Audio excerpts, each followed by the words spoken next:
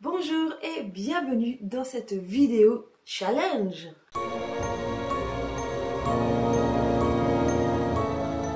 Et oui, on se retrouve encore cette année pour participer au challenge de Vox Literaria, donc le challenge à Vox Livre. Cette année, le thème, c'est la tête dans les étoiles. Et comme tous les ans, il commence le 1er février et se termine le 1er août. Classiquement, dans beaucoup de challenges, on va se retrouver avec 20 défis et 3 paliers à valider. Le défi principal était de pouvoir ranger toute la palle qui est derrière moi dans ce challenge. C'est ce que j'ai essayé de faire. J'ai essayé de relever ce défi. Alors, il y a donc 20 défis dans ce challenge et j'ai réussi à y rentrer 59 livres. Alors non, je ne vais pas lire les 59 livres, mais c'est tout simplement qu'un challenge sur 6 mois. Je me sens vraiment étriquée, je me sens coincée dans un challenge et je n'aime pas ça.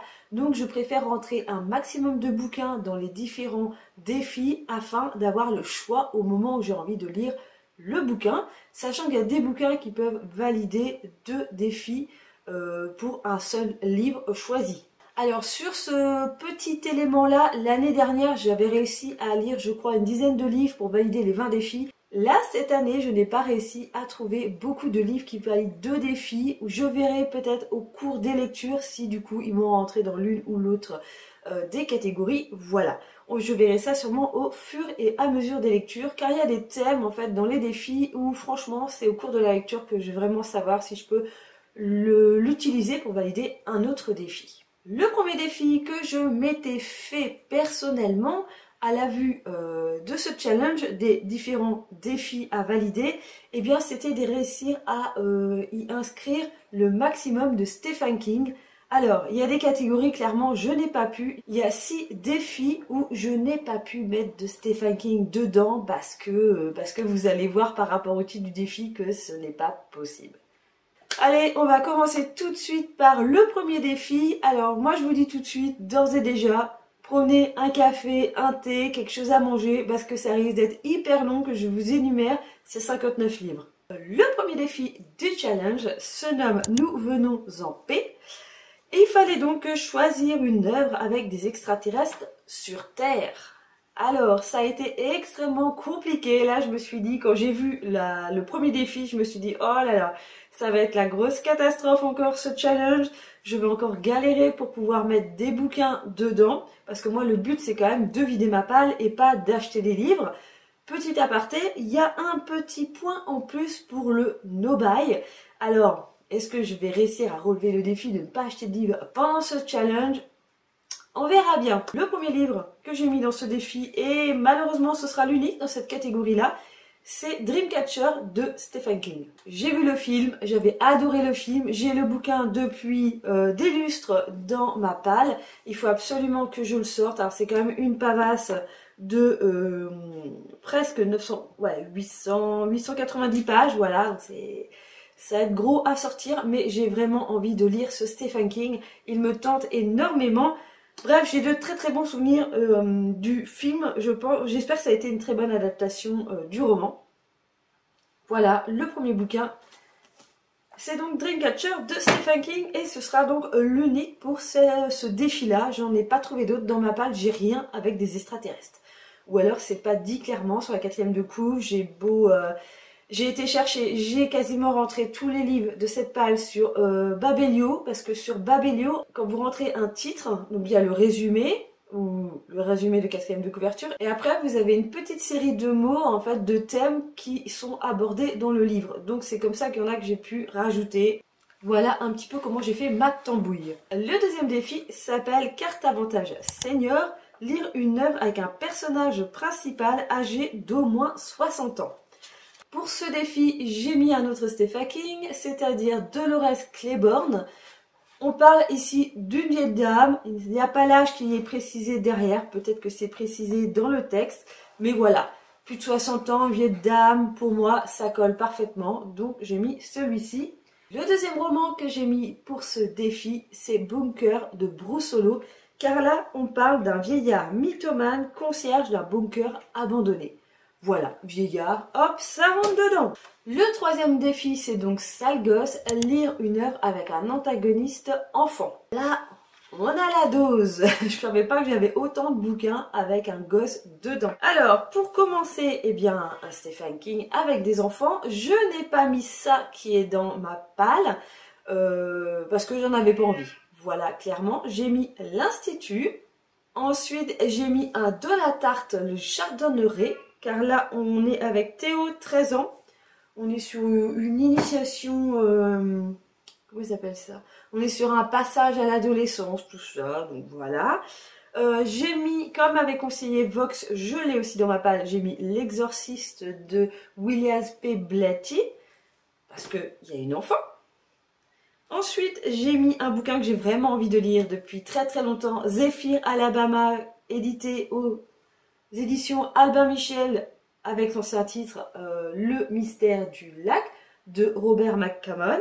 Là, on est avec un petit Cory, un petit garçon témoin d'un meurtre. Et il y a aussi une histoire de parcours initiatique, un petit peu comme le Chardonneret, même si ça n'a rien à voir comme histoire. Ensuite, j'ai mis Nuit d'été de Dan Simmons. Voilà. Car là, on se retrouve avec un groupe de collégiens qui mènent une enquête suite à la disparition d'un des leurs. Ensuite, j'ai mis Les enfants du crépuscule de Brussolo. Parce que là, on parle du fantôme d'une petite fille. Après, j'ai mis un autre Brussolo, La moisson d'hiver. Car là, on est avec Julien, jeune garçon, héritier avec sa mère de la maison de son grand-père. Après la Seconde Guerre mondiale. Et enfin, pour ce défi, j'ai le choix aussi avec Elle, de Graham Masterton. C'est une histoire avec 3 sœurs, dont une qui est morte, qui revient un petit peu hanter leur vie. Là, j'ai le choix entre 8 bouquins. Là, j'ai vraiment l'embarras du choix pour ce défi. Le quatrième défi s'appelle Per Horus et Per Sol Invictus du Cérès.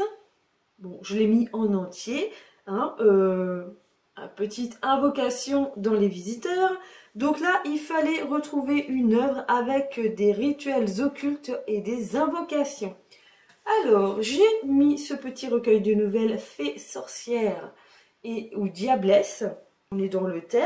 Ensuite, j'ai donc mis un Stephen King, Les yeux du dragon, parce que là, on est dans un esprit un petit peu médiéval, avec des magiciens, il y a de la manipulation. C'est un conte où il y a un sorcier. Nous avons un Maxime Chatham, Le Signal. Pourquoi? Parce que ça parle de sorcières, de maisons hantées, d'horreur, et il y a du gore. Voilà. Après, j'ai mis Le manoir des sortilèges de Brussolo. Comme l'indique le nom, il y a le mot sortilège, donc ça parle de chevaliers, de sorcières, de malédictions et donc sûrement de sortilèges. J'ai mis Démence de Graham Masterton parce que ça parle de rituels, de magie, de maisons hantées, mais surtout de magie noire. On est dans un hôpital psychiatrique. Et le dernier livre pour ce défi, j'ai mis un Cédric Cyr, c'est Du feu de l'enfer, où là, clairement, on parle de satanisme. Le cinquième défi s'appelle ChatGPT. Il faut lire une œuvre où la technologie prend l'ascendant sur l'humanité. J'en ai pas trouvé énormément. Alors, j'ai mis un Stephen King, j'ai mis Christine. Alors, c'est pas forcément la technologie, c'est plus le côté de la voiture, le côté ustensile en quelque sorte, le côté mécanique qui prend le dessus sur quelqu'un qui va posséder en quelque sorte un être humain.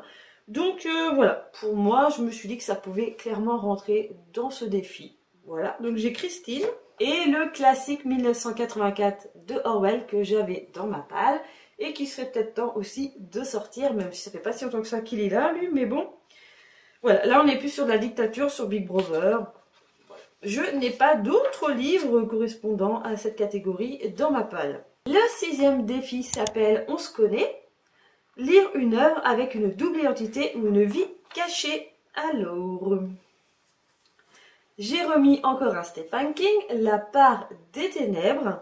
Donc on parle de schizophrénie, de gémellité. On est sur un écrivain qui décide d'écrire sous son vrai nom alors que ça fait 12 ans qu'il écrit sous son pseudonyme.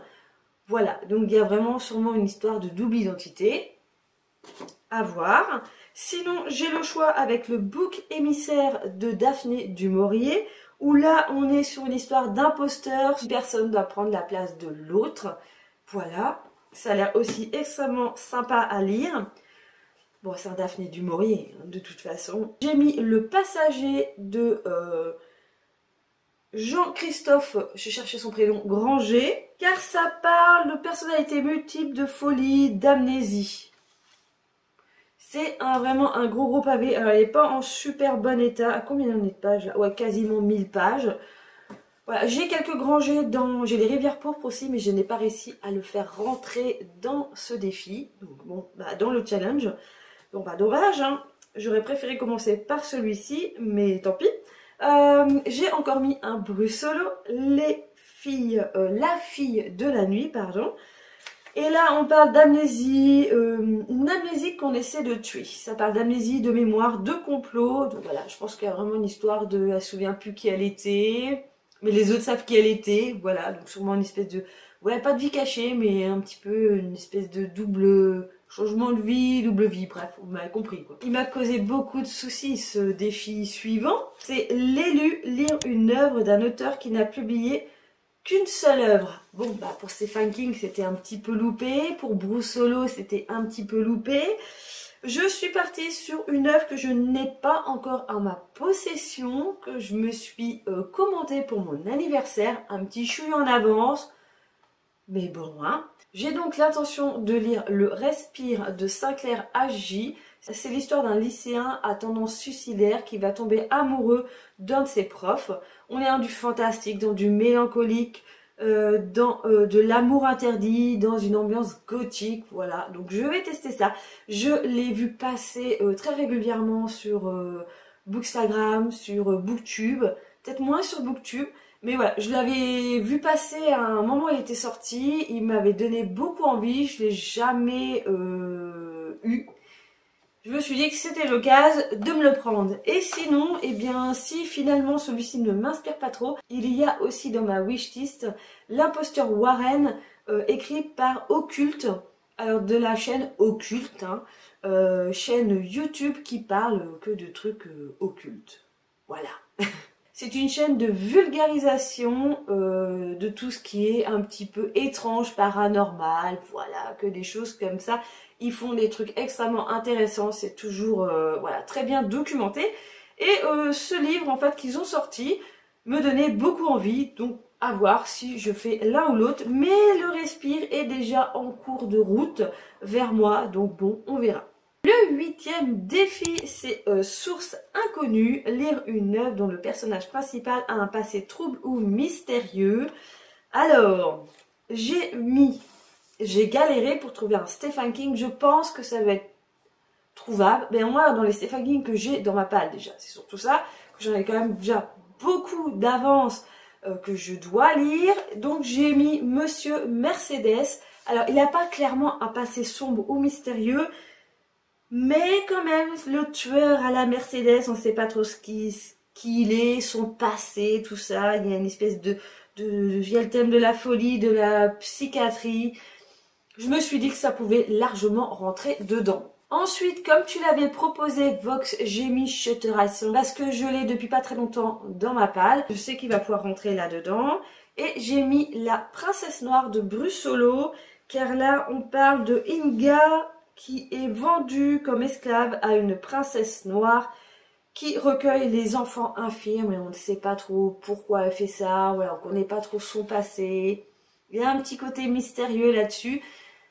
Bon, voilà, c'est pour ça que je l'ai mis. Après, j'ai envie de dire qu'il y a beaucoup sûrement de thrillers que j'aurais pu remettre dans cette catégorie-là, mais dans les résumés, les quatrièmes de couve, j'ai pas forcément trouvé quelque chose qui m'inspirait pour cette catégorie, donc il n'y a que ces 3 livres-là qui peuvent rentrer dedans. Le 9e défi s'appelle Destination ailleurs. Lire une œuvre d'un auteur issu d'un pays ou d'une culture que tu ne connais peu. Alors, Issu de ma palle, ça a été un peu compliqué parce que c'est vrai qu'entre des auteurs anglais, américains, français, on tourne un petit peu en rond. Mais j'ai quand même réussi à trouver un auteur néo-zélandais qui est Paul Cleave et j'ai un employé modèle en ma possession, donc ça pouvait être l'occasion de le sortir. Là, c'est l'histoire d'un tueur en série. Ensuite, j'ai un livre d'un auteur que j'aime beaucoup. J'avais lu Dernier maître, après le cimetière, avant le cimetière, un truc comme ça, de Antti Tuominen. Je vais jamais réussir à prononcer ce nom, mais bon, hein. Donc c'est au fin fond de la petite Sibérie, et lui il est finlandais, c'est de l'humour noir, et j'apprécie beaucoup. Voilà, c'est une petite lecture détente, et je ne connais pas plus que ça la Finlande, comme tout le monde j'ai envie de dire, mais je ne connais pas plus que ça la Finlande, ni la Nouvelle-Zélande. Et ensuite j'ai une autrice canadienne dans ma palle, c'est Nancy Houston, pour Instruments des ténèbres. Voilà. Et là, on parle de conditions de la femme. En fait, on est avec deux histoires en parallèle. Il y a l'histoire d'un fait réel ancien. Alors, je ne sais plus exactement c'était quoi.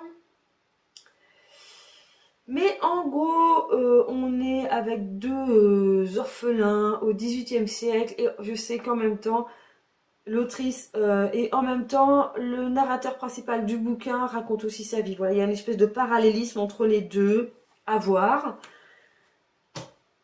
Je l'ai vu, je ne sais plus trop où ce livre, mais je sais que la personne l'avait beaucoup apprécié, donc on verra. Le 10e défi, que là je me suis dit wow, ça va pas le faire, j'ai rien du tout qui rentre là-dedans. C'est monter en gamme, lire une œuvre où la musique joue un rôle central dans l'intrigue.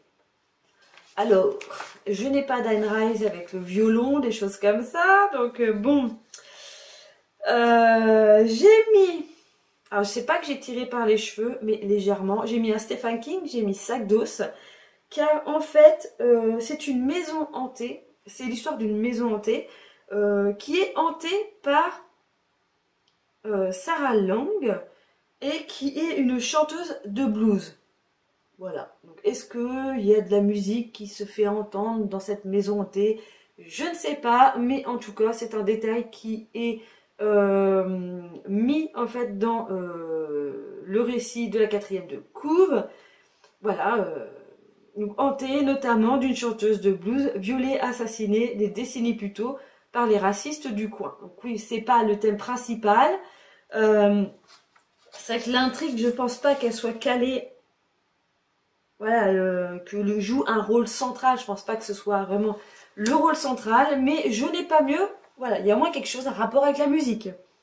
Sinon, j'ai un autre livre qui rentre dans cette catégorie, c'est un Brussolo, encore et toujours, Le Château des Poisons, parce que derrière c'est marqué: des doigts accusateurs se tendent vers Irana, la femme troubadour aux chansons provocantes et sensuelles.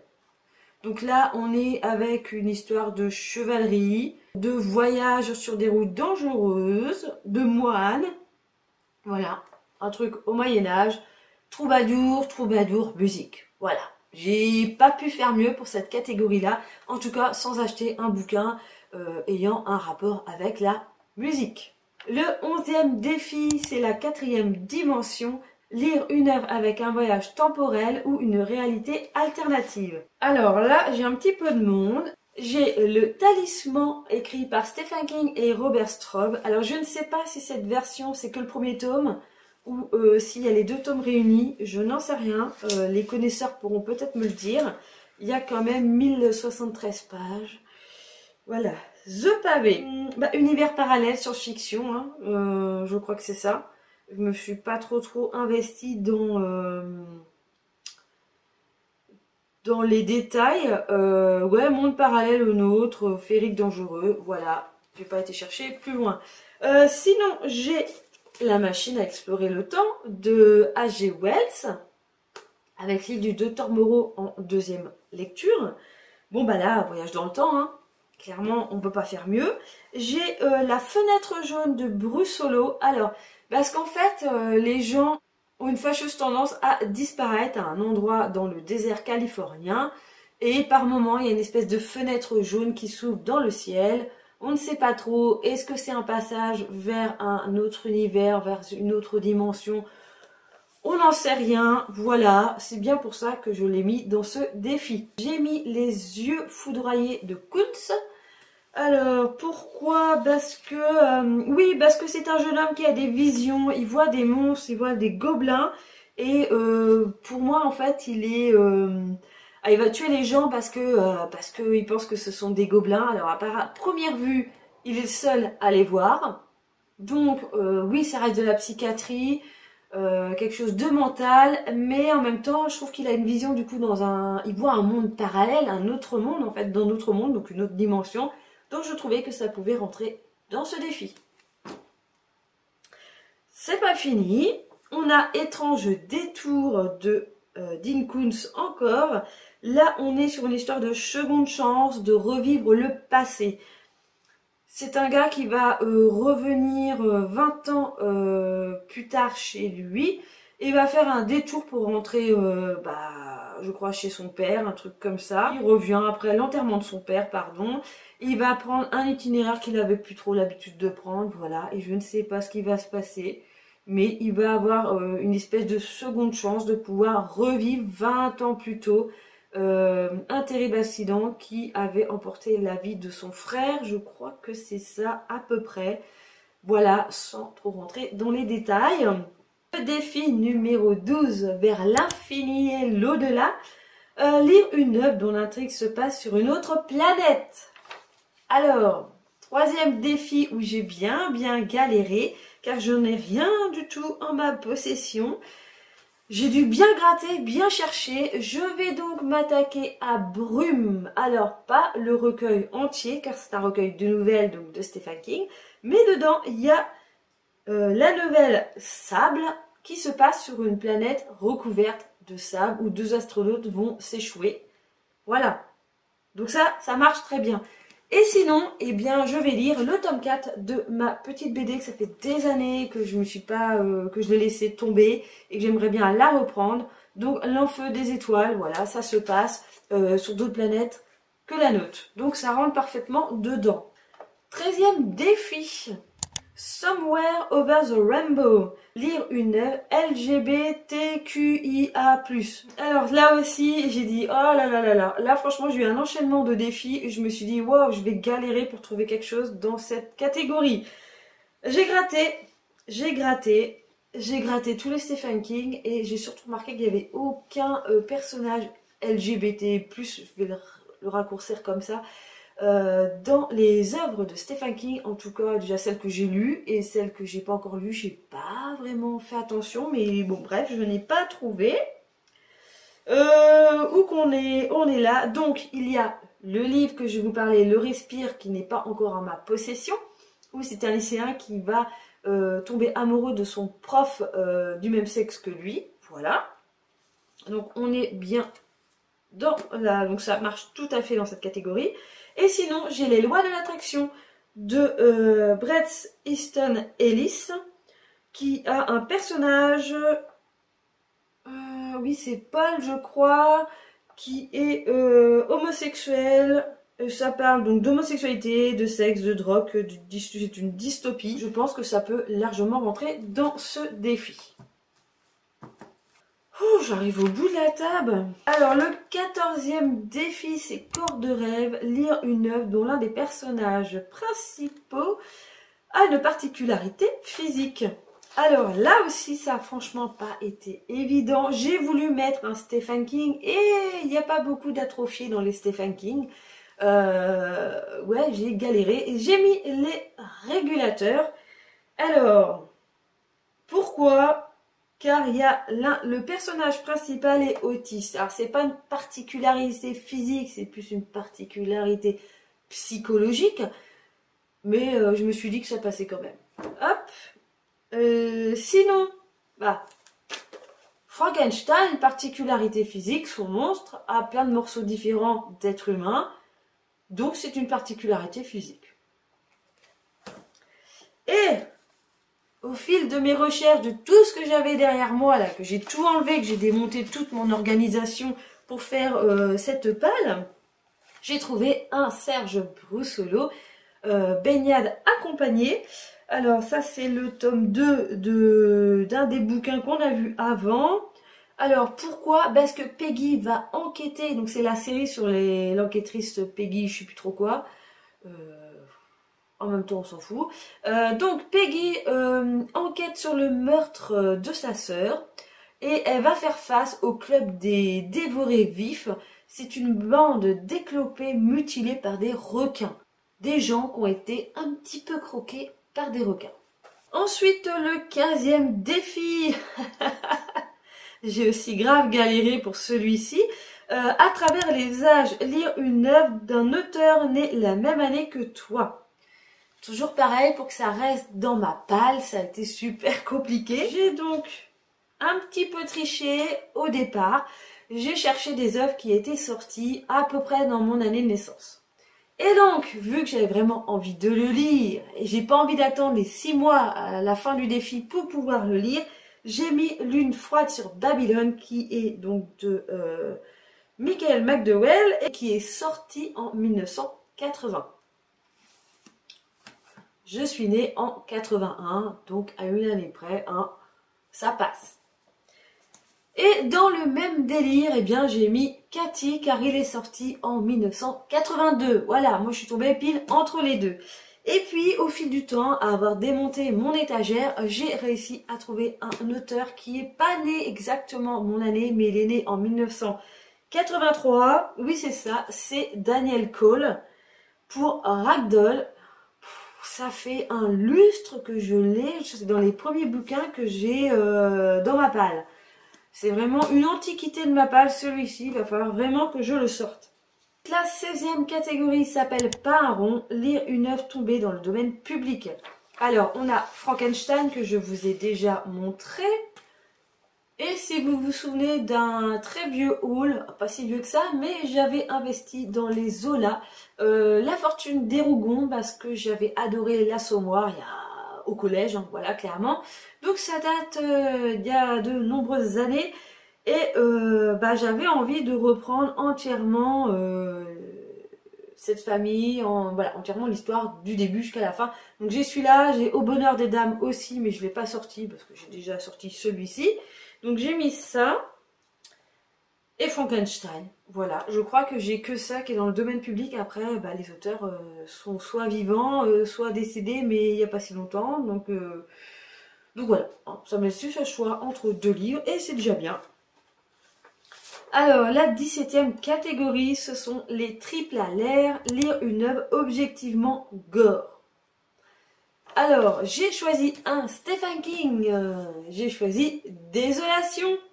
Pourquoi? Parce que ce livre a une description derrière, désert du Nevada, une espèce des voyageurs qui s'arrêtent, qui se retrouvent dans une ville qui s'appelle Désolation, qui a l'air au milieu de nulle part, et ça devient un peu thriller éprouvant au goût apocalyptique qui nous entraîne plus loin que jamais dans la lutte éternelle du bien et du mal.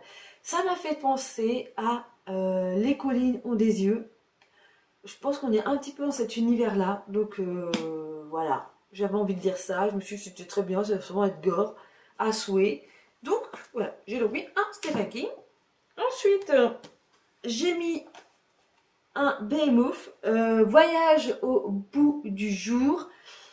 Voilà, c'est la collection Maniac. Alors, c'est pas la collection gore, mais bon, je pense qu'il y a moyen que ce soit un petit peu dégueulasse. Donc, ça rentre dedans. Et après, j'ai trouvé Tango de Graham Masterton, qui était donc au fin fond de ma palle.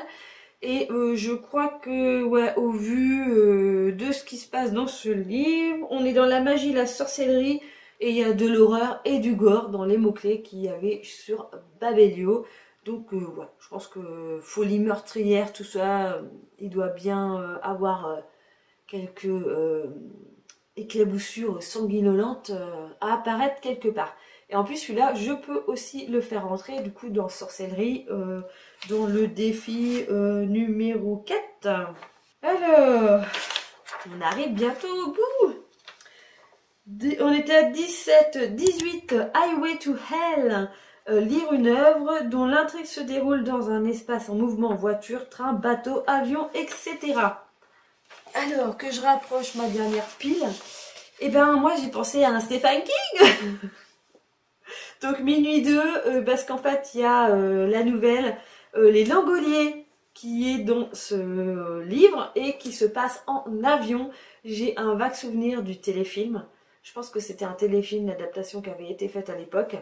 Donc j'aimerais bien lire l'original. Voilà, donc Les Langoliers. Ensuite, on a Avis de tempête de Bruce Solo qui se passe sur un bateau. Et si j'ai lu le tome 1 et le tome 2, je crois que c'est Les Enfants du Crépuscule, après je sais plus ce que je vous ai dit. Parce que ça c'est le tome 3 d'une série de Bruce Solo avec Peggy là, l'inspectrice. C'est Iceberg LTD. Oh là là, dyslexie bonjour. Bah voilà, ça se passe sur un bateau. Tout simplement. Le 19e défi, c'est Savant Fou, lire une œuvre où il est question d'une expérience qui tourne mal. Alors, je pense que je pourrais mettre Frankenstein parce que est-ce que l'expérience tourne réellement bien dans le sens que Monsieur Frankenstein, bah, son monstre, voilà, est-ce qu'on peut considérer que son expérience a réussi ou pas? Ça pourrait être un devoir philosophique. Mais, alors je suis partie sur quelque chose de totalement tordu pour ce truc-là. Je suis partie sur expérience, voyage, road trip où, bah merde, ça va pas se passer comme ça devait se passer. Donc, j'ai sorti Las Vegas Parano de Thompson. Voilà, parce que clairement, ça part en cacahuète. Donc je pense que c'est une expérience pour moi qui tourne mal. Et sinon, j'ai aussi Rome Express de Thompson. Pareil. Alors pareil non, parce que ça a un petit peu rien à voir. Là, on est sur un jeune journaliste qui a un nouveau job. Et c'est une décadence, une descente aux enfers. Donc voilà, il pensait avoir le job de ses rêves et voilà, et ça bifurque et ça part en cacahuète. Donc je pense que ça peut être considéré comme une expérience de job qui tourne mal. Voilà, c'est vrai que celle-ci, cette catégorie, j'ai un petit peu tiré par les cheveux. J'avais rien pour faire rentrer, donc il a quand même fallu que je fasse rentrer quelque chose. Et le dernier défi de ce challenge, parfaitement imparfait, lire une œuvre dont le protagoniste est un anti-héros. Alors je pense que dans toute cette palle, il doit y avoir énormément d'anti-héros. Mais j'ai choisi un Stephen King. Je pense que de toute façon, il y a des anti-héros dans les Stephen King que je vous ai présentés. Mais j'ai envie de sortir Billy Summers. Car c'est un tueur à gages. Et moi, je considère qu'un tueur à gages, c'est un petit peu un anti-héros. Voilà. Et sinon, le dernier livre que j'ai à vous présenter pour ce challenge, c'est La route de McCarthy. Car là, on est sur une histoire de survie, d'apocalypse et de relations père-fils. Et ce père, est-il un héros? Est-il un anti-héros? Voilà, je pense que c'est un roman qui peut très bien rentrer dans cette catégorie. Ouh! On est arrivé au bout de cette présentation. Et ben voilà, c'est ma palle avec mes 59 livres. Comme vous avez pu le constater, j'ai énormément de choix dans différentes catégories. J'ai des livres qui peuvent bifurquer dans une ou dans l'autre. Alors il n'y a pas trop de mouvement cette année. Mais voilà, j'ai du choix et c'est un petit peu l'essentiel. N'hésitez pas à me dire en commentaire si vous aussi vous participez à ce défi. Si vous avez lu l'un de ces livres, n'hésitez pas à me dire ce que vous en avez pensé. Et sinon, merci beaucoup si vous êtes resté jusqu'au bout de cette vidéo qui a été un petit peu longue. Et sinon, comme d'habitude, je vous fais plein de gros bisous et on se retrouve pour une prochaine vidéo. Bye bye!